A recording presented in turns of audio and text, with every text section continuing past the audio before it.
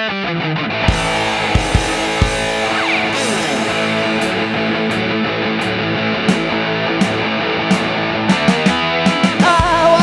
lumped up tonight.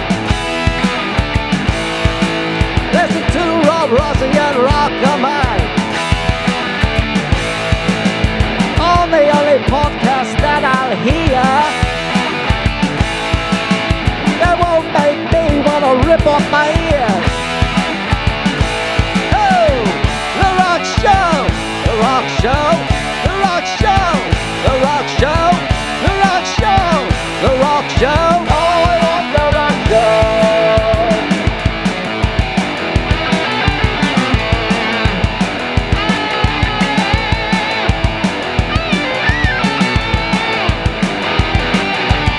The Rock Show, The Rock Show, The Rock Show, The Rock Show, The Rock Show, The Rock Show.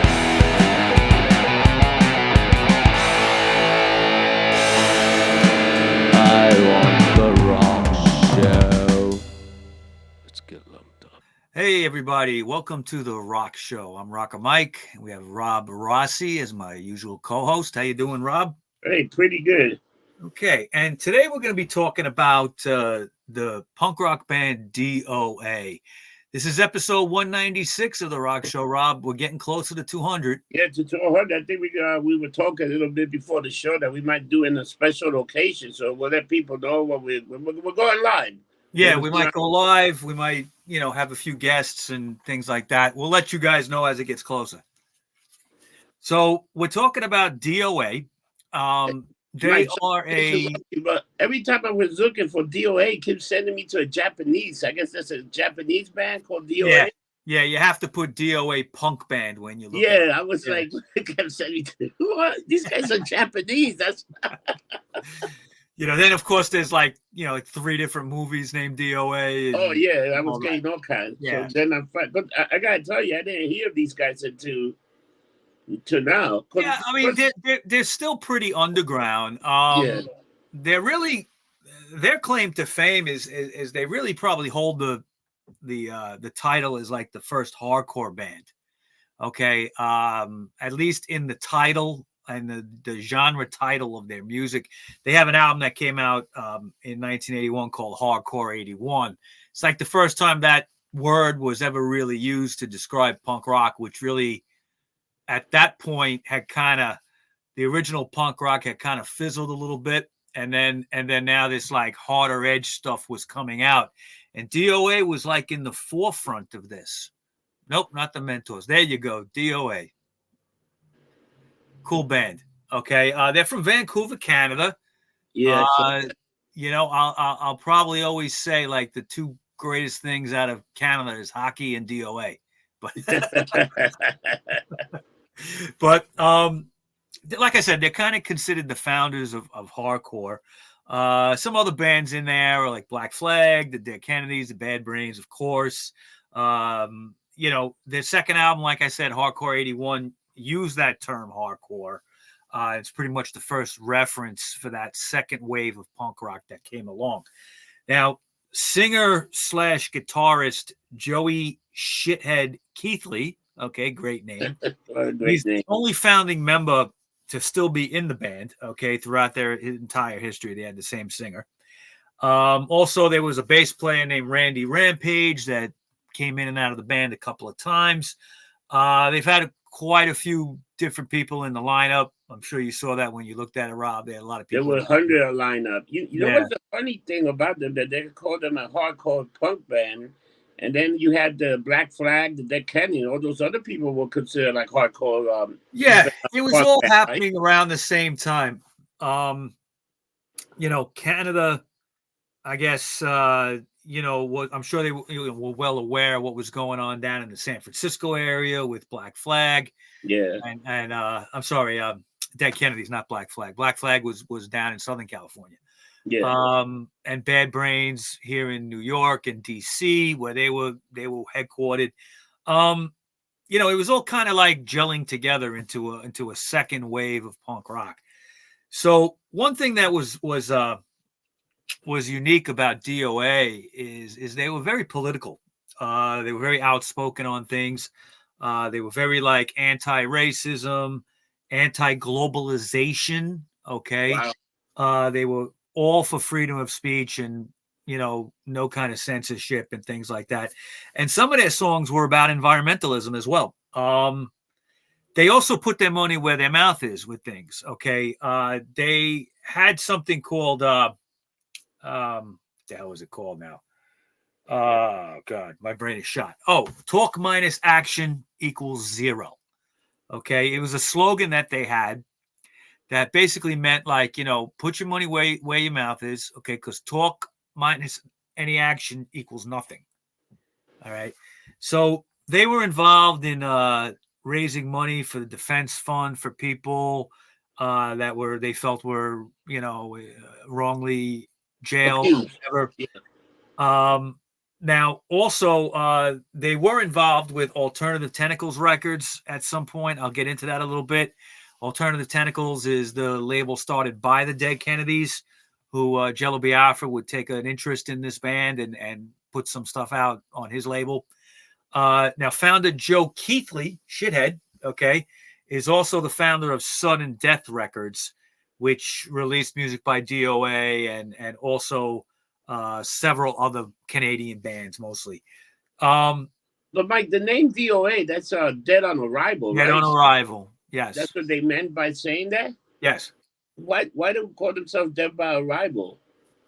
It's funny. The original lead singer was a guy named Harry Homo. Harry what? Homo. Homo. Joey Shithead, Harry Homo. They actually, well, Shithead wasn't in the band yet. Harry Homo was in the band very, very briefly when they were just starting out. But when they got started in 78, they were kind of like, in 1977, there was a Vancouver band called the Skulls. Okay. And Joey Shithead was in that band. And there were also some founding members of the Subhumans. And there was a guy named Brian Wimpy Roy Goebel and Ken Dimwit Montgomery involved in the Skulls. So they broke up when they tried to move to Toronto and make it, and it didn't work out exactly. I'm pretty sure that's what happened to them. They kind of moved back to Vancouver and it fell apart. So Joey Shithead Keithley in Vancouver decided to form a new band called D.O.A. They had a lead singer, okay, named Harry Homo. Shithead was just playing guitar at this point, very briefly early on. He wasn't singing. So they had this guy named Harry Homo, and he's the guy who came up with the band's name, D.O.A., to answer your question. I don't know. I mean, it just sounds like a cool punk rock name, Yeah, Arrival. Surprised there wasn't a band already called that, Yeah. So the band, the early lineup was Dimwit, okay, Dimwit's brother, actually, Chuck Biscuits on drums, Randy Rampage on bass. You had Harry Homo singing, and you had Keithley Shithead on guitar. Now, the first gig took place at the Japanese Hall in Vancouver on February 20th of 1978. But apparently after that gig, Harry Homo blew it and got fired. So they got rid of him. And Keithley then became the band's singer and guitar player as well. All right. So they brought in a second guitarist named Randy Romance, okay, briefly, okay, in March of 78. But then he would leave, okay? That would be kind of a thing with them. They had this kind of revolving door over the years. The band began playing frequently around Vancouver and added guitarist Brad Kent the following June. That summer, they recorded and self-released their first single, the 4-song EP, Disco Sucks. Good punk rock title. Yeah. The single soon topped the charts at the University of San Francisco station KUSF. So it caught the attention of a San Francisco radio station, college radio station. this prompted the band to come down to San Francisco from Vancouver, which isn't all that far, I guess, and basically play in the punk rock circuit in San Francisco, which involved, of course, Mabuhay Gardens, where the Dead Kennedys got their start, and the Avengers, and that whole scene. Crime played there as well. They played their first show there in August of '78. Now, it was during this trip that the Dead Kennedys frontman Jello Biafra became aware of them, okay? And he just loved them right away. Brad Kent would get fired at this point in September of that year. And then later that fall, the band recorded and released their second single, The Prisoner. So in May of '79, a few months later, the band embarked on their first full North American tour. Remember, they're from Canada. Okay? Yeah. Upon its completion, they hired Vancouver journalist and activist Ken Lester as their manager. Lester would book another tour for them the following October, in the middle of which they flew back to Vancouver to open for The Clash. Wow. In the middle of that tour, they left North America, flew back to Vancouver, because The Clash was playing there and they needed an opening band.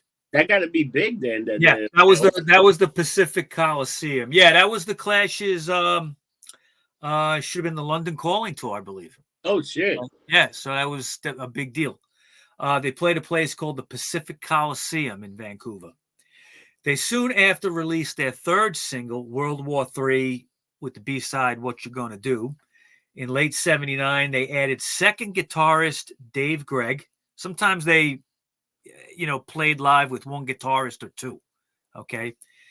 Soon after, Chuck Biscuits left the band. Rampage left the band as well after a disastrous gig at the University of British Columbia's Student Union building. And they were replaced by Andy Graffiti and Simon, also known as Stubby Pecker Wild, on drums. These names, unbelievable. Yeah, Andy Graffiti was playing bass, of course. Keithley, Shithead, soon became dissatisfied with the band's performances with the new lineup, however, and Biscuits and Rampage would rejoin the band in March of 1980. Now, you remember Chuck Biscuits also ended up playing with the Misfits, too. Yeah. You remember the name, right? Yeah. So these guys broke up, got back together, broke up. Because that's what like when you look at the how many times they were active for a long time. Then they went then they were active again, and then they went back. Well, what I was just describing was some lineup changes. An actual breakup hadn't happened yet, but yes, they did. They do break up a couple of times, get back together. Yeah, it's crazy over the years. I mean, this is how bands are. It's especially underground bands. They can't keep it together all the time. Guys got to work, all that, what always surprised me about bands when when they put an ad on to get a guitarist, and those are always some great stories. Like they'll put an ad to get somebody, and they'll come in there. Yeah, it can change everything. It's funny. Oh, it does. And I mean, sometimes people come in, they don't even know how to play. They just like the ad. Yeah. All of a sudden they're in the fucking band. Okay, I'll do my best. What are you gonna do? But that's the great thing about punk rock. So now D.O.A. would release their first full-length album called Something Better Change on the Friends Records label in 1980. And they continued touring the United States and Canada extensively at that point. Yeah. On April 21st, 1981, the band released their second album. This is called Hardcore 81. The record's title and its extensive North American promotional tour is sometimes credited with popularizing the term hardcore punk. So that's that was kind of like an influence on the whole scene, which was getting underway at that point. Right. Would this be Hardcore 81? Would that be one of the albums you would put on your list of albums you should hear before you die? Yeah, I might. I didn't think of that, to be honest with you. I know we're looking at doing another show like that. We did that last year. I'm just saying, because that Hardcore 81, that might be something that people be like, oh, yeah, it came from it. You know what's interesting too is there was so many things converging in the little 80s, in the early 80s to make that scene. You have this album, Hardcore 81. Yeah. You have the Dead Kennedys, Black Flag, Bad Brains doing their thing. Angry Samoans. What's that? Angry Samoans. Angry Samoan. Oh yeah, can't leave them out. Okay, and but at the same time in England, you have what's known as the UK 82 scene, which is bands like GBH.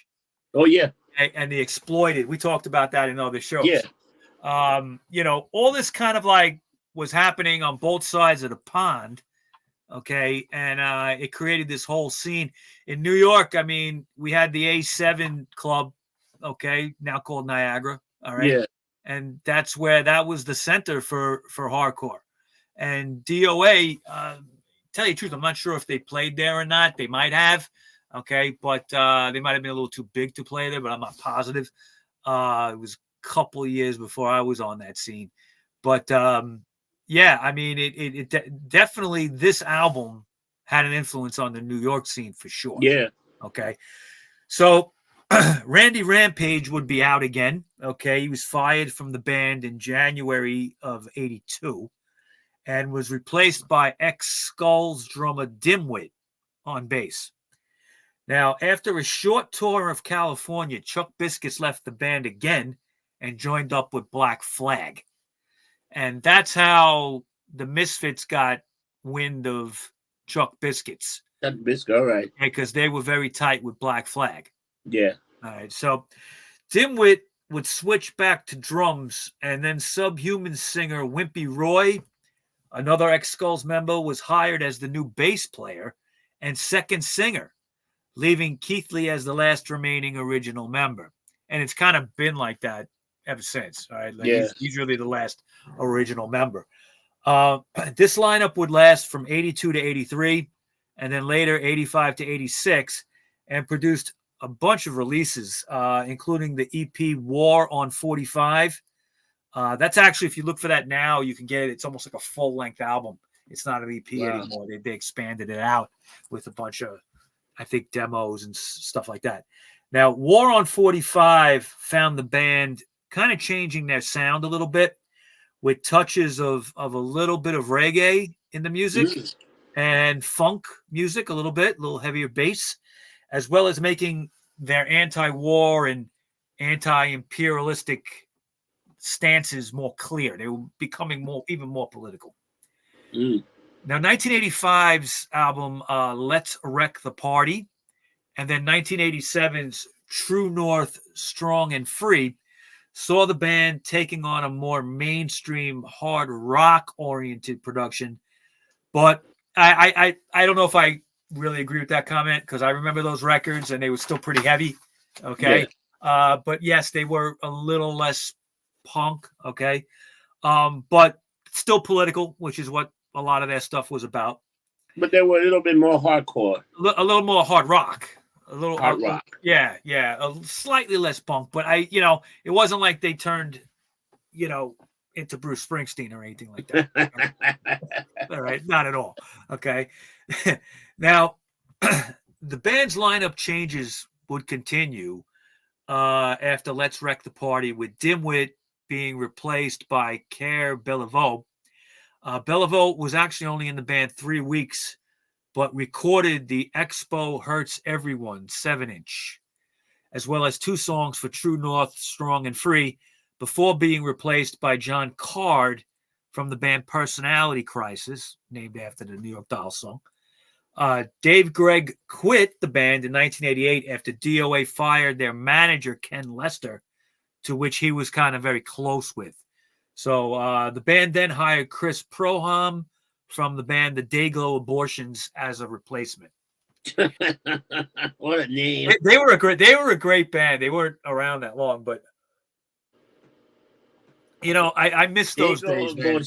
I grew. It's great. I grew up, and you did too, during that time, and you'd find I was always into underground stuff, and you'd find these bands with these fucking names, and it was just like you couldn't stop laughing. You know, it was like, this is hilarious. Okay? Yeah, because they must have been smoking some. Oh, I got a great name. Yeah. Let's get a name that'll just really piss everybody off. All right, Day-Glow Abortions. You know, nah. I mean, that's what's missing in music today, is the humor. You know, that sounds so fucking. Bands like Green Day, okay, that are put on this pedestal, they got no fucking sense of humor. None. Sorry. Which is why I will never do a show on them. Fuck them. Okay. So, now we're gonna get into like the first breakup period. All right. Yeah, I see that. The reunion. Yeah, 1990, the 1990 album Murder featured Aurora, almost kind of metal sound, like a thrash metal sound, rather than the punk sound that they were known for. The same year also produced a collaboration with Dead Kennedys singer Jello Biafra on Last Scream of the Missing Neighbors. Okay. In August of 1990, Joey decided he was breaking up D.O.A., Joey Shithead. Yeah. But at the suggestion of promoter Dirk Dirksen, sounds like a porno guy, right? Dirk. They did a farewell tour of the West Coast. I remember this happening. They were saying they were breaking up, but we're going to do a few shows. They ended up playing their final show December 1st, 1990 at the Commodore in Vancouver. In 91, they released a posthumous live album entitled Talk Minus Action Equals Zero, their old slogan, while Keithley pursued an acting career. Wow. He was starting to get into acting. Okay. 19 months, though, later, D.O.A. would get back together. And it would be Joey Shithead and Wimpy Roy in the summer of 92 that would put the band together. Fellow Canadian and punk rock veteran John Wright from the band No Means No suggested they hire Ken Jensen from the band Red Tide as their new drummer, which they did. Oh, wow. The lineup released an EP, this new lineup, and 2 albums in the early 1990s, one called 13 Flavors of Doom and Loggerheads. These albums found the band replacing the more hard rock-oriented sound of the 80s with a return to punk rock, although it was a heavier, tighter brand of punk than their earlier work. You know, I suspect, and I'm not putting them down, but by that point in the early 90s, you know, alternative music was a thing. Bands like Green Day was starting. Okay. There was kind of like this, you know, No Means No was out there. There was kind of this like resurgence of punk. Eventually it would be a top 40 version with bands like Blink 182 and things like that. I think D.O.A. wanted to get back together to kind of jump on that a little bit. And I don't think that's a bad thing. I'm not insulting them by saying that. I mean, so many punk bands of the first, or even that, you know, the first generation and even the second generation hardcore, you know, they were left in the dust, really, basically, because this commercialized version of punk came out.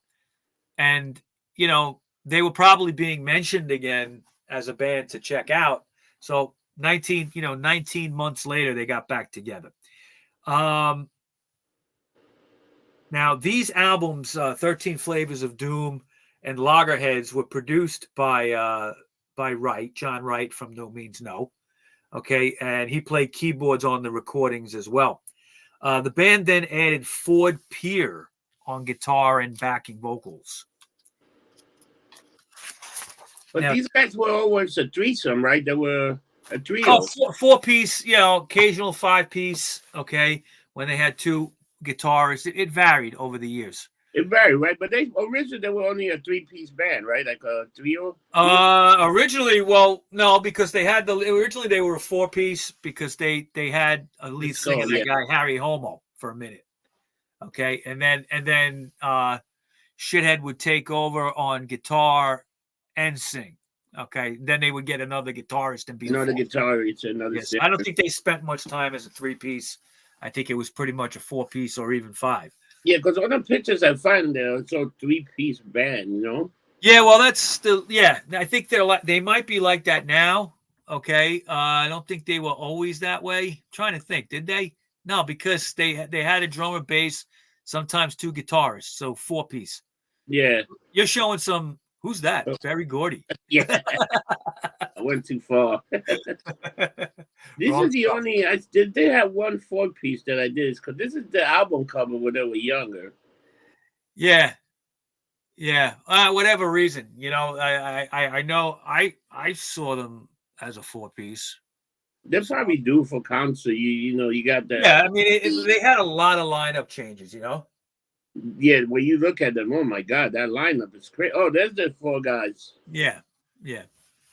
So in 1995, tragedy would strike the band when drummer Ken Jensen was killed in a fire. It was a house fire. They started the Ken Jensen Memorial, okay, and there was an EP called the Ken Jensen Memorial Single, and that was released on Jello Biafra's Alternative Tentacles label, which included 2 tracks from D.O.A. and from Red Tide as well. Okay, another band. John Wright filled in on drums for the 9th full-length album, The Black Spot, okay, when that was recorded.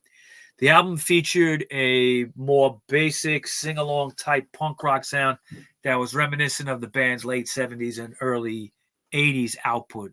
They could be melodic at times, okay? So that was kind of a route they were going down. Now, the late 1990s found the band's lineup in turmoil once again, with Wimpy Roy leaving the band after a decade and a half of service, and someone named Kuba joining to play bass from 1997 until 2001. Shithead would experiment with different basses and drummers, and then released the album Festival of Atheists in 1998. By the early 2000s, the band had basically found a permanent drummer named the Great Baldini. Great Baldini, that's a fantastic. In 2002, Keithley put out his first solo album called Beat Trash, and original bassist Randy Rampage would return to the band after nearly 20 years for the Win the Battle album.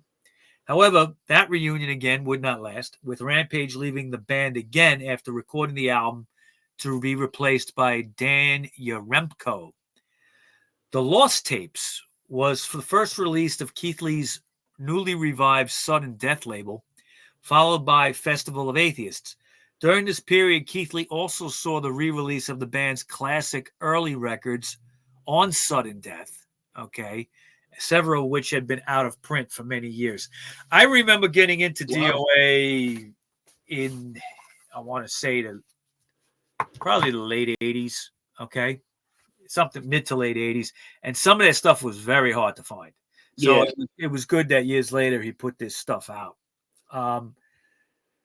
Now, we're talking a period now from 2003 to 2013.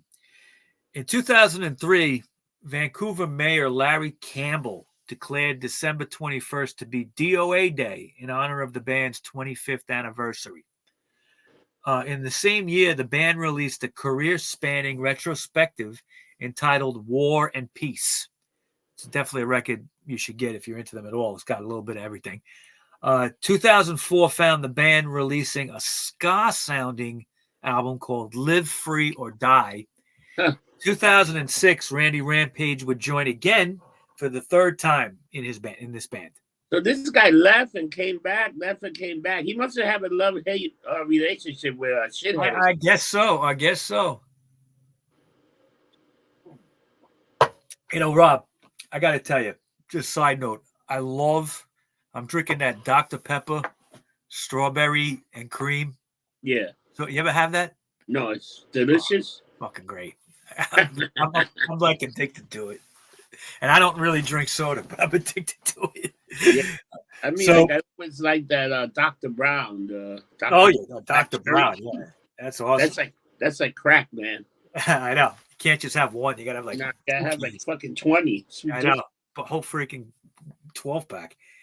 Anyway, this lineup would remain stable with the band, okay, until 2008, when the great Baldini left, okay, to be replaced by new drummer James Hayden. All right. So much for being permanent, right? Yeah.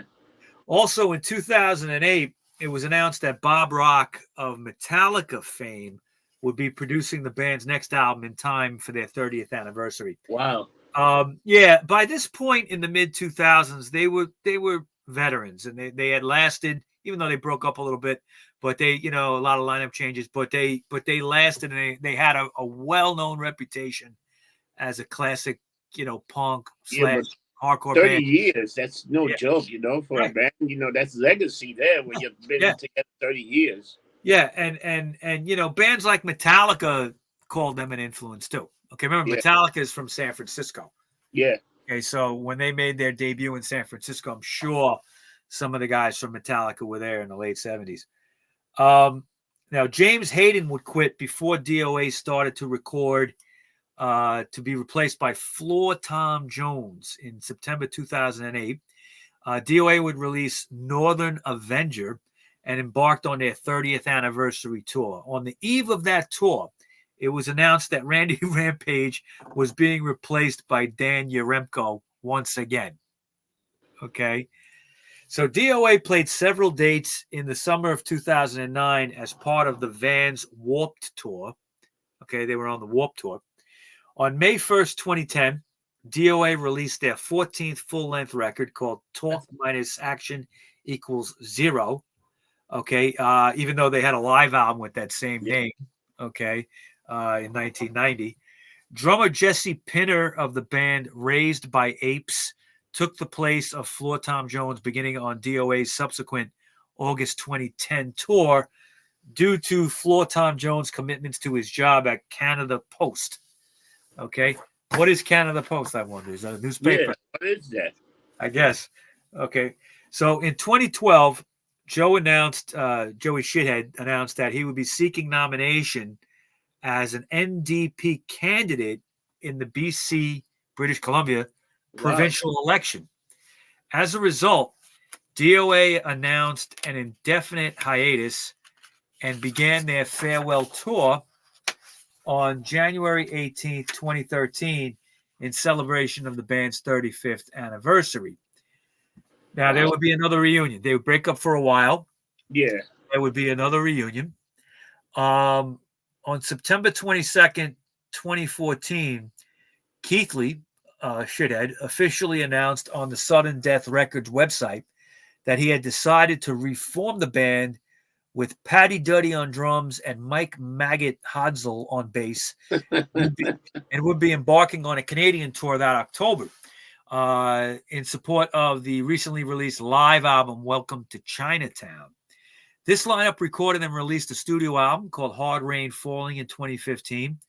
And in April 2016, the band released a new version of the song Fucked Up Ronnie, which was about Reagan, entitled Fucked Up Donald, about Donald Trump, okay, as a single. And basically that's it, okay? They're still active, all right? Yeah. If you look at their discography, after Hard Rain Falling, they released Fight Back in 2018. They released an album named Treason in 2020. Yeah. That's where we stand right now. Not much from them since COVID ended, as far as I know. But they need to come back.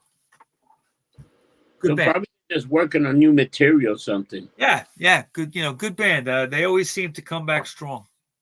Definitely a long history, man, of hardcore. And they changed through the years, right? They went back and forth from punk to hardcore rock. Yeah, they played. Some of their albums got a little thrashy at times, like in the early '90s. But they always would go back to that punk sound that they started. Yeah, the hardcore sound. That's good. So another band that I would never heard of if it wasn't for Mike telling me, "Hey, check this out. Look up D.O.A." At first, I was finding the Japanese band and movies, all kinds. So I got to the right band, So. Yeah. Mike, how can people find you if they want to talk to you or send you a note? Well, I'm very active on Facebook under Rock-O Mike, not Rocker Mike, Rock-O Mike. You could find our Rock Show podcast group page on Facebook, which is getting close to 3,000 members, I believe. Then, of course, I'm on Instagram, Rocker Mike 212. I'm on X, formerly known as Twitter, Rocker Mike 212. And everything else, pretty much Rocker Mike. You could find me on Truth Social, Getter, Cloud Hub, MeWe, some of these lesser known ones, all under Rocker Mike. How about you, Rob? And us, you can actually find me on the website, Getting Lumped Up, and you can find all other shows and stuff through the Getting Lumped Up. You can, I got links to the YouTube, X, Facebook, and Instagram posts also. Everything Getting Lumped Up. So if you pretty much put Getting Lumped Up, it pops up right away on your feed and Google and anything else. But we got an archive of about 600 shows that we've done together with a Conspiracy, with the Son of Sam, with the Rock Show. But this is the longest running show right now that we have. Is pretty this much was the original show. Huh? This was the original show that we did. The original show, yeah, that started. Now, actually, this is the first show for March of 2024, and we've been at it now for exactly 5 years. Yeah, wow, unbelievable. And it's up and down, like, we're getting good. I'm glad that a lot of people are subscribing to the channel. Thank you for that. We reach 3,042 subscribers. We're trying to aim for 10,000 before the end of the year. That'd be nice. So that's what I really want. So like that, we can put some stuff together and continue doing these great shows and resources that you people like so much. Because I'm noticing that a lot of the older shows people are watching now, and we also have the Percent Show. In the Percent Show, we got a lot of episodes there too. Yeah, I don't think we ever numbered them, but we we didn't have episode 1, 2, 3. But yeah, I started number 1. I did it with like a 102, just because we definitely got over 100 episodes. So yeah. I mean, and these were all Rocker Mike and Rob Presents is the interview show. We've interviewed so many people. Yeah, so that's one thing that I did, but. So I'm going to try to keep up some kind of log on those. But there's so many different people that you really don't. You can find the guests. You just present it and the name of the person come up. And I want to give a special shout out to Bryce Watson of Esoteric Atlanta, that podcast. We've kind of teamed up a little bit casually on some shows dealing with our Son of Sam topic, the Son of Sam Chronicles. We have on hiatus right now, but we're still talking about it on some other shows. And also some other things, we did a podcast about Marie Laveau, the New Orleans voodoo queen. Esoteric Atlanta is a very cool podcast. Bryce does a great job, and I just want to give a shout out to her. Not bad. So everybody out there, remember, don't get drunk. Get lumped up. We'll see you next time. Take care. I